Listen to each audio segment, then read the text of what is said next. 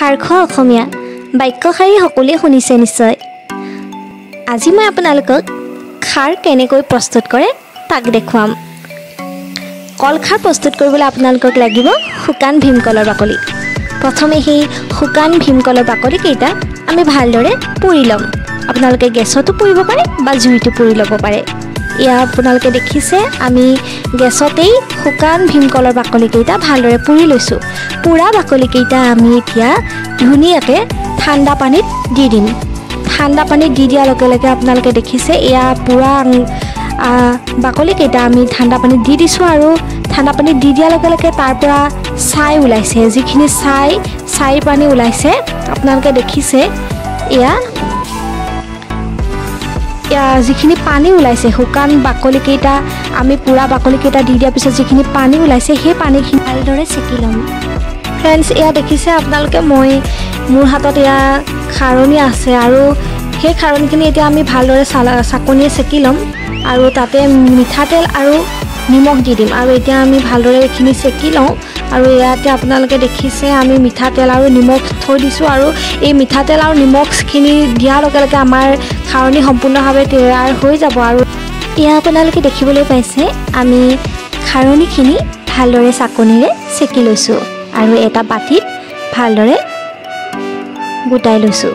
এইখিনি দেখিছে আপোনালোকে চেকাৰ পিছত সম্পূৰ্ণভাৱে যিখিনি সীতা আছিলে বা বাকলি আছিলে সেই বাকলিখিনি আঁতৰ খাই গ'ল আৰু ধুনীয়াকৈ এটা পানীৰ আমি ভালদৰে পানীখিনি পাই গ'লোঁ তাৰ পৰা আৰু সীতাখিনি আঁতৰি গ'ল আৰু ভালদৰে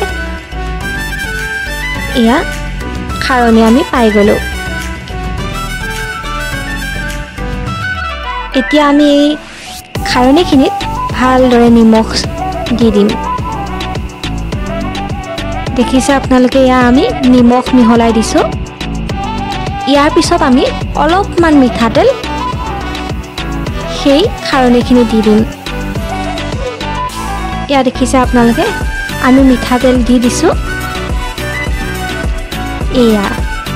এতিয়া আমি ভালদৰে সেইখিনি মিক্স কৰি ল'ম আৰু এয়া আপোনালোকে দেখিছে সম্পূৰ্ণভাৱে ৰেডি হৈ গ'ল আমাৰ কলখাৰৰ খাৰণি। আগৰ দিনত যেতিয়া নিমখৰ অভাৱ ঘটিছিল তেতিয়া আমাৰ অসমীয়াসকলে এই খাৰণিকেই নিমখৰ ঠাইত ব্যৱহাৰ কৰিছিল আৰু তেতিয়াৰ পৰাই অসমীয়াসকলক খাৰ খোৱা অসমীয়া বুলি কোৱা হয়। অতীজৰে পৰা কলখাৰৰ খাৰণি বিভিন্ন খাদ্যত ব্যৱহাৰ কৰি খোৱাৰ এটা প্ৰথা আছে। কলখাৰৰ বহুতো উপকাৰিতা আছে। তাৰে ভিতৰত খাদ্য হিচাপে ইয়াৰ প্ৰথম উপকাৰিতাটো হ'ল যে ই পেটৰ এচিডিটি নাশ কৰে বা অম্ল নাশ কৰে, যাৰ ফলত আভোক আঁতৰাই আৰু খাদ্য হজম হোৱাত সোনকালে সহায় কৰে। কলখাৰে মাতৃৰ দুগ্ধৰ উৎপন্নৰ পৰিমাণ বঢ়ায়। খাৰে গৰ্ভৱতী মহিলাৰ মৰ্ণিং চিকনেছ দূৰ কৰে। কলখাৰে সন্তানৰ জণ্ডিছ হোৱাৰ সম্ভাৱনা হ্ৰাস কৰে। খাৰ খোৱা মহিলাৰ প্ৰসৱ সহজে হয়।